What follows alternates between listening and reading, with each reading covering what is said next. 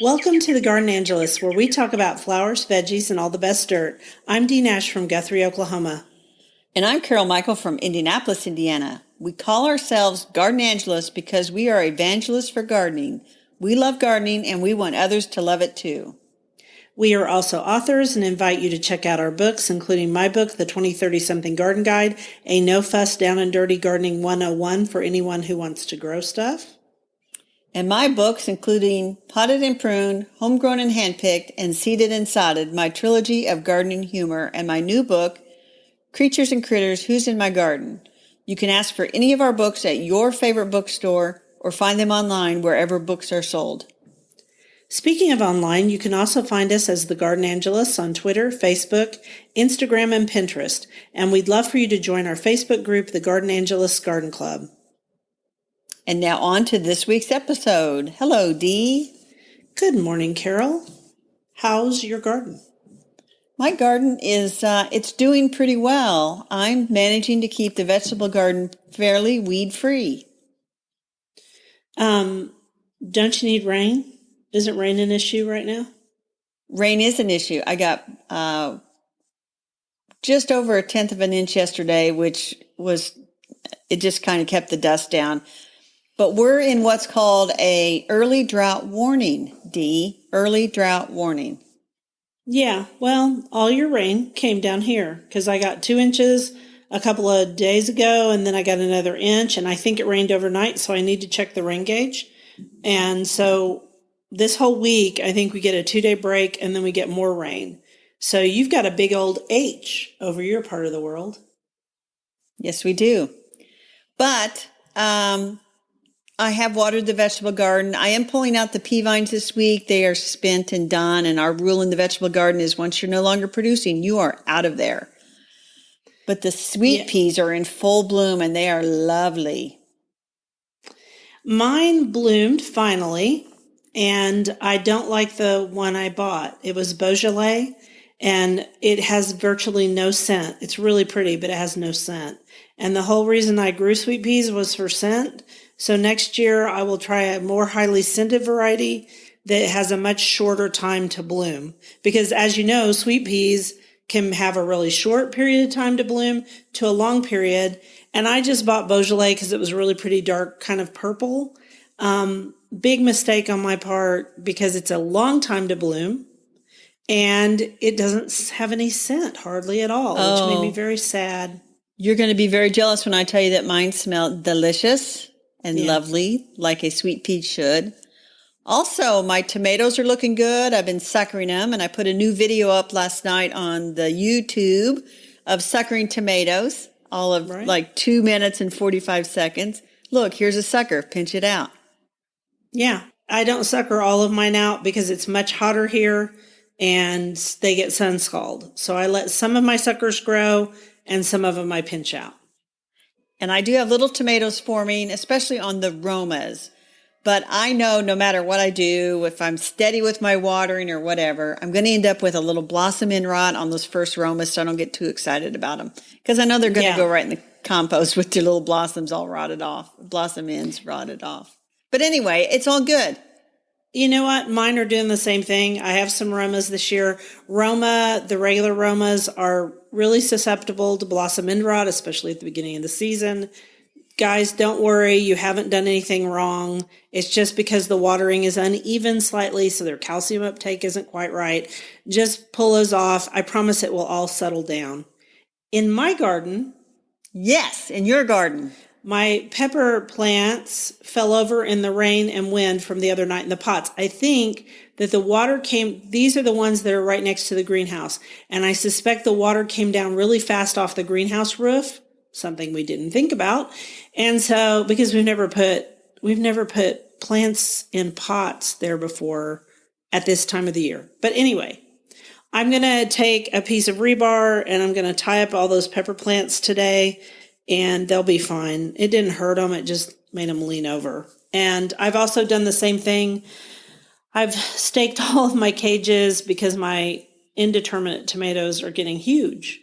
And I will do a video probably today on Instagram and show everybody the vegetable garden again. So that's that part of the garden. The daylilies are blooming beautifully, and I harvested peppers and I put them in guacamole for what I made for Father's Day, because we celebrated Father's Day last weekend. So, you want to do a quote? Yes. Do you want to read it?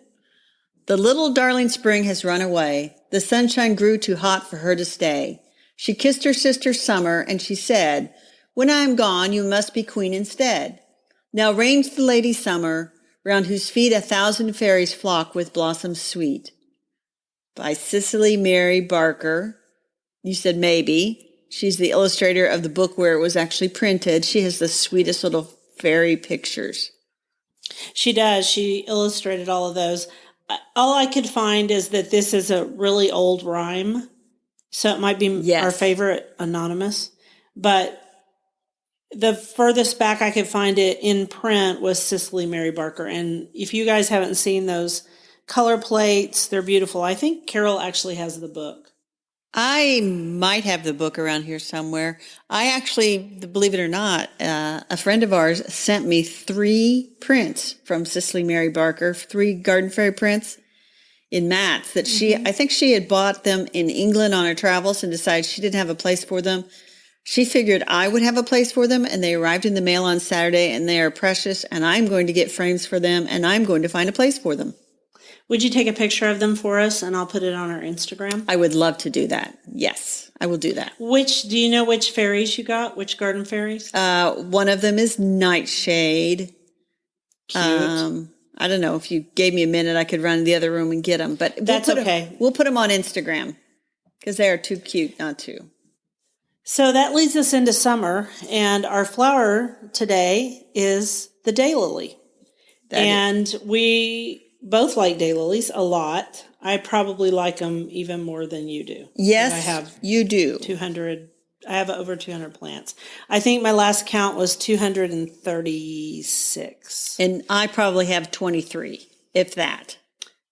Right, but I have a bigger garden. Yes. Space-wise. That's part of it. And I was obsessed with daylilies for a long time. I still bought some new ones this year. They're kind of expensive, but I didn't have any that were brand new. And I thought, well, I'm going to try some new ones this year. So I think I bought 6 this year. Mm-hmm. Anyway, I've got to go. Let's talk about daylilies first, and then ask me what I'm going to do with the daylilies that were delivered right now. Because you don't want to plant them in your garden right now if you're hot. Well, the thing I was going to say is that daylilies are huge, and many people have many daylilies. And there's an American Daylily Society, also known as the American Hemerocallis Society, because that's the botanical name.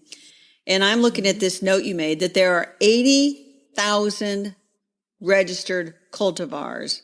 Maybe over 80. And I'm like, 100,000. That is a lot. And I live not far from a place that has daylilies out in fields, and they dig them in the summertime.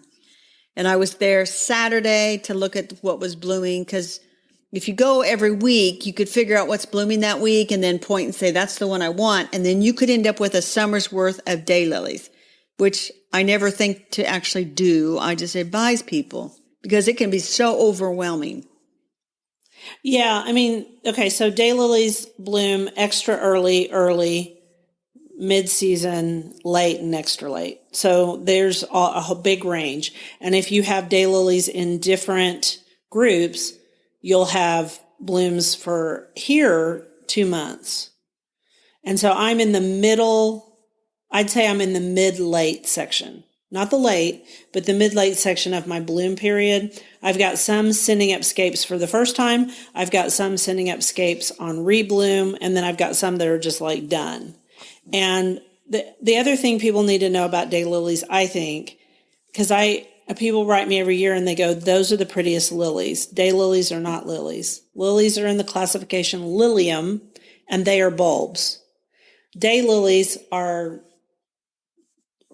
they have, they're not bulbs. They're a totally different thing. They're sold as what's called scapes. They are a shallow rooted plant that has water reservoirs on its root system. And I think I may be wrong about this. I know there's at least one rhizotom. How do you say that right? Rhizotomus. The underground. Thank you, rhizotomus. There's one that's rhizotomus. There may be two. I'm not remembering right off the top of my head. The one that is rhizotomus is that horrible double Quanzo, which it will take over your daylily garden. And I actually have it in my garden in a couple of places. In one place that came in on another daylily I bought years ago. So I keep digging it out every year, but because it has rhizotomus roots, it is a problem. And the rest of them don't do that. And I can promise you that the more expensive your daylily is, the more likely it is to die. Well, that's true of many plants. And I will also say this about the daylilies. We are just beginning our daylily season here, if you ask me. Right. But I do have, the first one to always bloom is that Stella d'Oro. And I always... Stella d'Oro. And I always tell people that Stella is the tramp of the daylily world because she is everywhere, at the malls, at the office parks. Everybody's got her planted everywhere. And she's in a lot of, I call them business plantings. She gets everywhere. And right next with... I get bored. Right next with Quanzo, I hate Quanzo for its reason, and I'm totally bored with Stella. I don't want Stella anywhere near my garden. It was a good daylily for its time, but there are such better ones, and they aren't expensive. One I can think of right off the top of my head in my garden, which I'll share the picture on Instagram because I shared it on my page on Instagram. It is Red Volunteer. It's a lovely old form trumpet-shaped daylily. We should talk about shapes too. It's a trumpet shape, beautiful red daylily, pretty color fast, even in Oklahoma. Blooms prolifically, and it's an Oaks daylily from I can't remember when, and it's so cheap. So you do not have to have Stella. No. Plant something else. In my garden, I have Hyperion, which is from the 1920s. Oh, it's also trumpet-shaped. I know I have it. I have two daylilies that I remember the names of. I have several others, and I never bother to remember their names. But Hyperion is the one. And the other one is called Notify Ground Crew because the flowerscapes are literally 5 feet tall. And so it's just kind of this anomaly. And I saw it blooming at the daylily place from way far away. And I'm like, I want the tall one in the back. So that's the only two I have that I remember.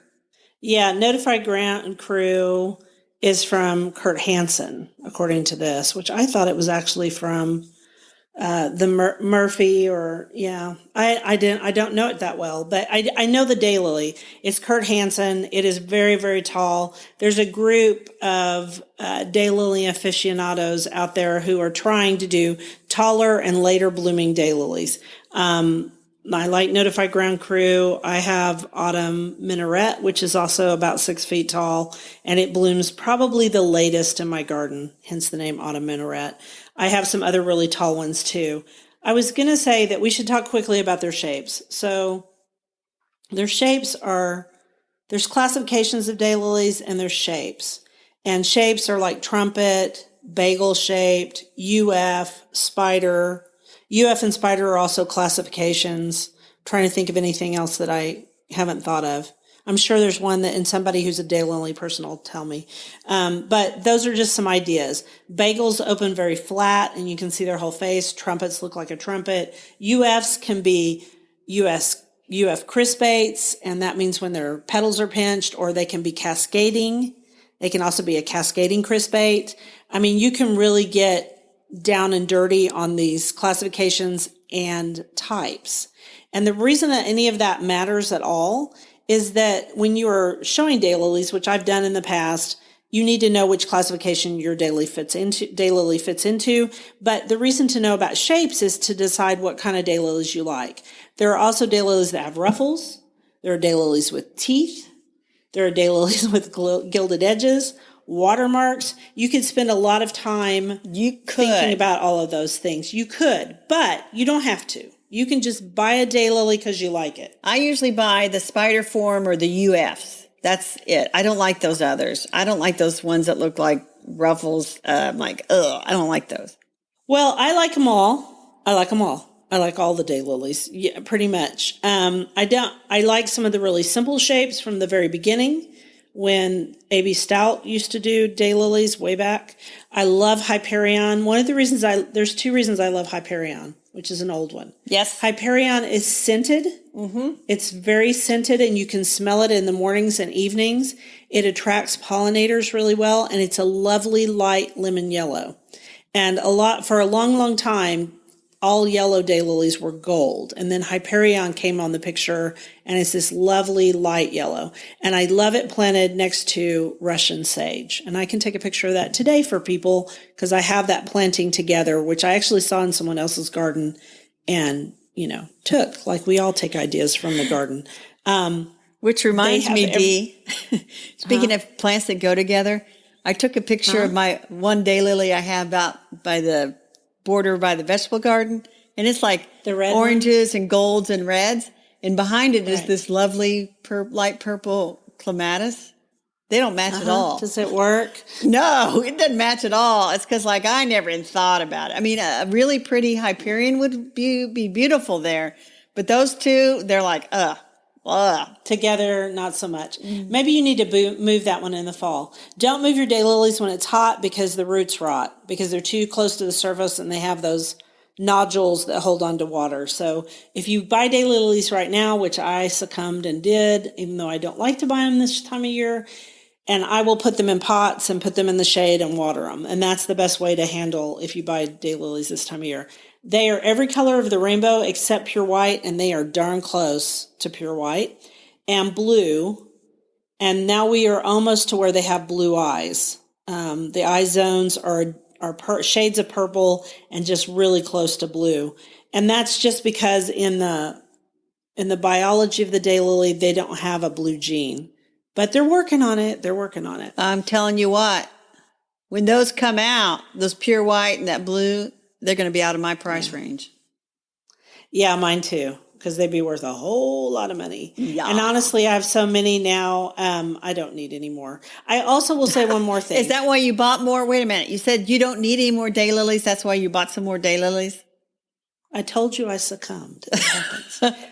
When I first started doing daylilies years ago, I was considered odd because I buy purple and red ones because I love purple and red. Those were not color fast colors, but they've come a long, long way. And the newer purples and the newer reds are pretty nice. And they're still my favorites, even though I love a good true pink. You couldn't get true pink for a long time either. You could only get kind of a melon pink. So have we said enough about daylilies? Because I could just talk about them for the whole podcast, but that would be too much. That would be too much. Maybe we'll come back around to daylilies again this summer when we get a few more things blooming. Maybe I'll figure out the names of mine. Anyway. Oh, awesome. New quote. Ready? Mm-hmm. Heaven is a Homegrown Cucumber by Alice Fowler, who is a British gardener and author.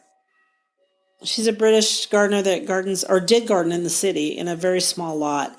My husband would not agree. He hates cucumbers. Oh but my gosh, they're so good. I tell people that a homegrown cucumber is so different from a store-bought cucumber. I'm not even sure they're the same vegetable. They're so yummy out of your garden. I think summer squash is like that too, and tomatoes. But go ahead, and green beans. But anyway, cucumbers. We're talking about cucumbers today. So my cucumbers are up. They have not begun to flower yet. Yours are probably up and flowering. Mine are up an inch because I just planted them 2 weeks ago, the seeds, because they were where the peas are. Peas were. So I just now planted mine. Well, and you plant a vining cucumber plant, and I plant the bush cucumber. Mm-hmm. So let's talk about that a little bit. So the bush cucumber just forms like a little mound. I don't know. It's like 3 by 3, and it doesn't have the long vines that need support. So, and they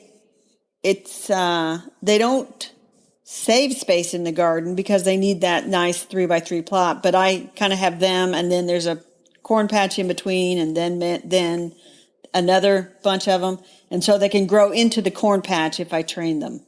Okay, that works. But the one advantage of vining over bush. What is that? Well, two advantages. Vining do take up less room if you have something for them to trellis up. And then the actual cucumbers are off the ground. They're on the vine hanging off the trellis. Mine are going to be If you on the trellis ground. them. They're going to be on the ground. Right. So they might have one of those spots on the side of the cucumber that is bleached because it doesn't, Right. lays against the ground. People don't worry about that one. Still eats good. Still eats good. All right. So let's talk a little bit about cucurbitacin. Yeah. Cucurbitacin is the compound that causes cucumbers to turn bitter and also causes some people to burp after eating them. Which is why Bill doesn't like them. Right. So that tends to concentrate in the skins. And so I always peel my cucumbers before I eat them. And I never have any problems. I love them. I love them too. I especially love them done with onions and in vinegar and onions and a little bit of oil and salt. That's my favorite way to eat cucumbers. It's sort of like pickling, like if you were doing refrigerator pickles, but they're not really pickled. I was going to say you can also grow types that are called burpless. They just have less of that compound in them.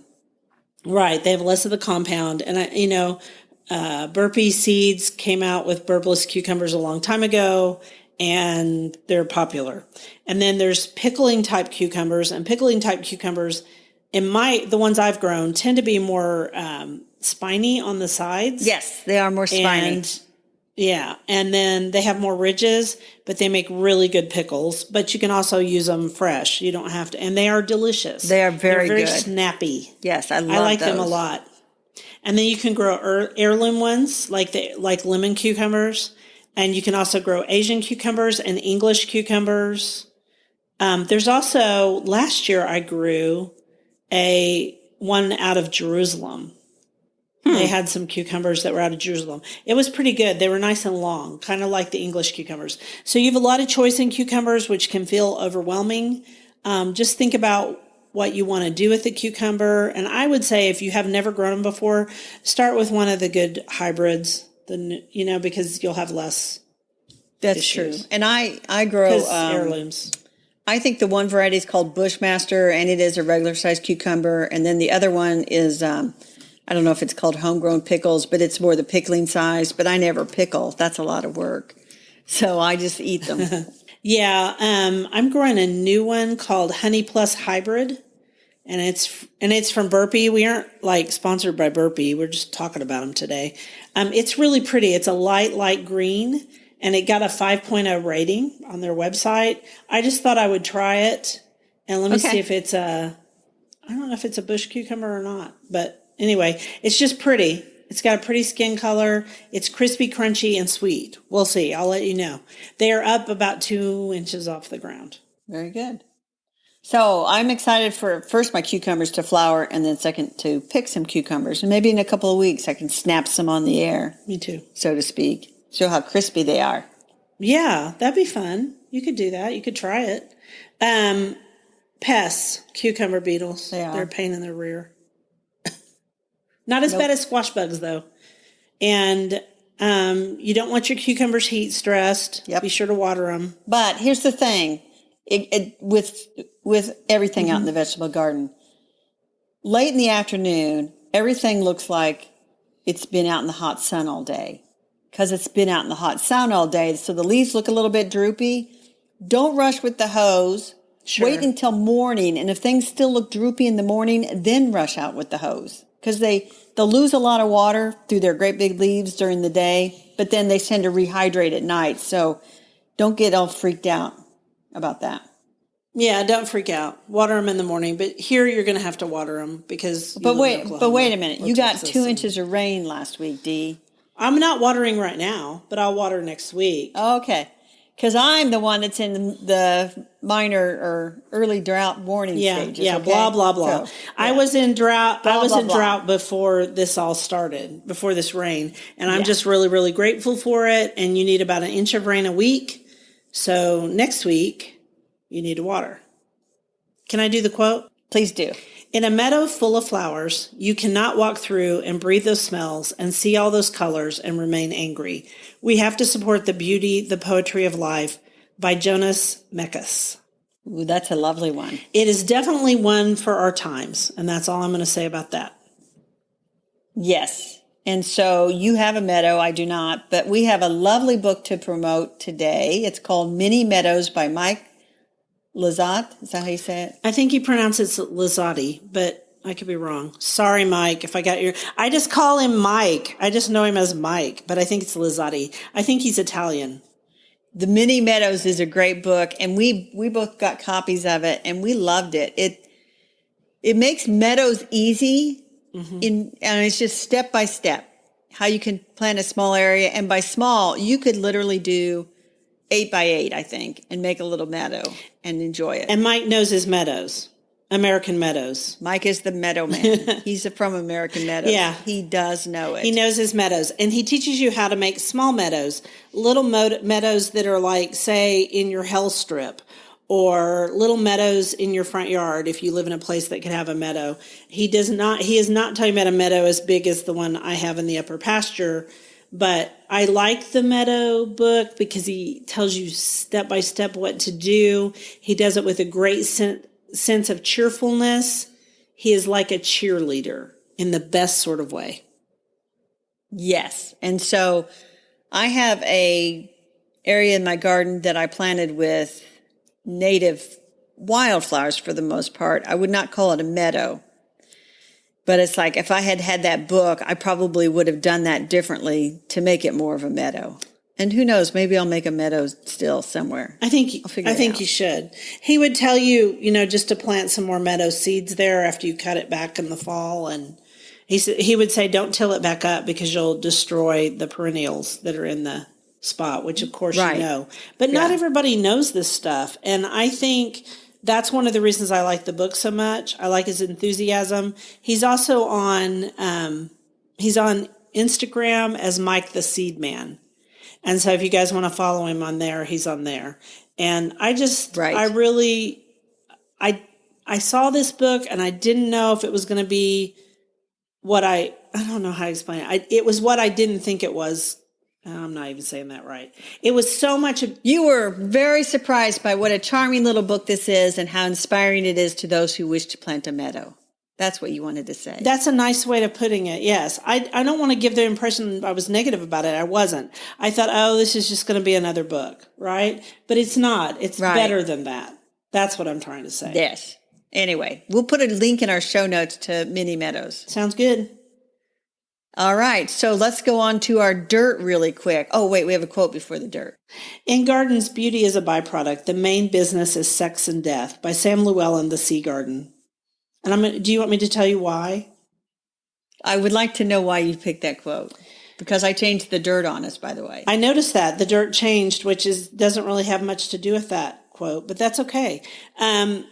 Because I get a lot of stuff on... I've got a lot of emails lately because there's a lot of new people gardening, and I get a lot of questions, and they're very worried, the new gardeners, because they see dead bugs, like ones they like. There's a big difference between pollinators, except for wasps. People don't like those as a general rule. I like them okay, I guess. But winged beauties like butterflies, skipper butterflies, cute little fuzzy bumblebees, hoverflies, you'll see dead ones in your garden once you quit spraying things, because there's a lot of life and death in the garden. Plants die, you get blossom end rot. Someone wrote me, I don't know if it's a man or a woman because they don't tell me their name. They go by Sooner Grad. I'm a Sooner Grad too. And so they write me and they say, this is happening with my tomatoes, and they're really, really worried about their tomatoes. And I kept saying, don't worry, your tomatoes are fine. Yeah, that fruit's close to the ground, but it's okay. Yes, Sweet 100 is getting really tall because it's an indeterminate tomato, and so it grows really tall. And you don't know these things when you first start. There's a lot of life and death in the garden.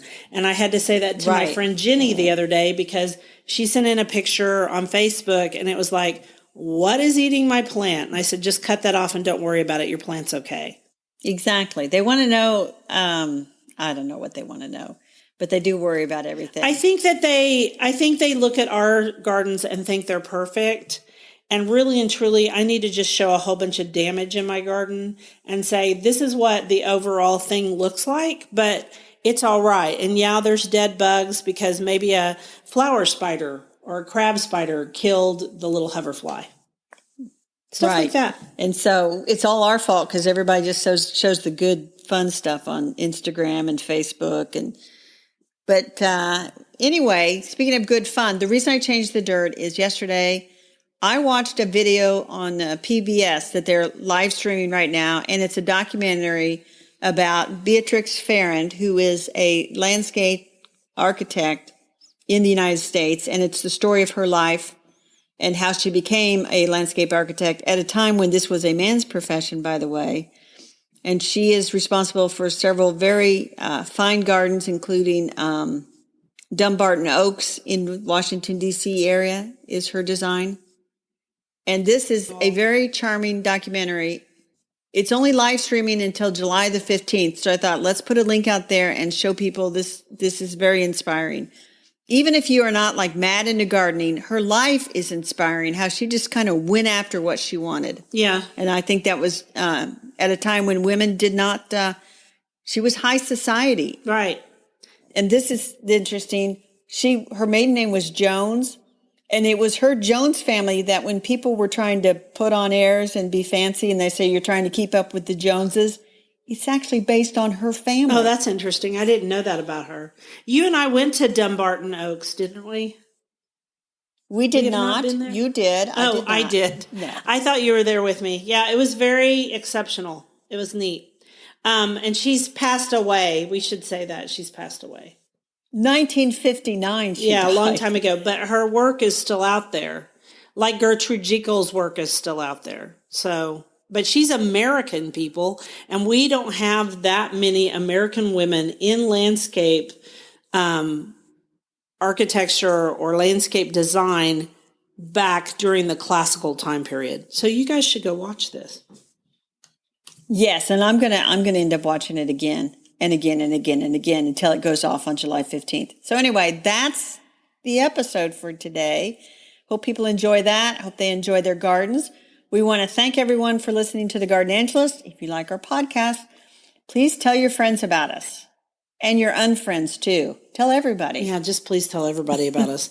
And if you listen on Apple Podcasts, we appreciate a 5-star review that helps us get noticed by the algorithms and other people. Yes. And be sure and check out our show notes. We have links for more information about today's topics. Plus, we have links to our own websites where you can find out more about us. It was lovely to chat over the Garden Gate with you today. Bye until next week. Bye.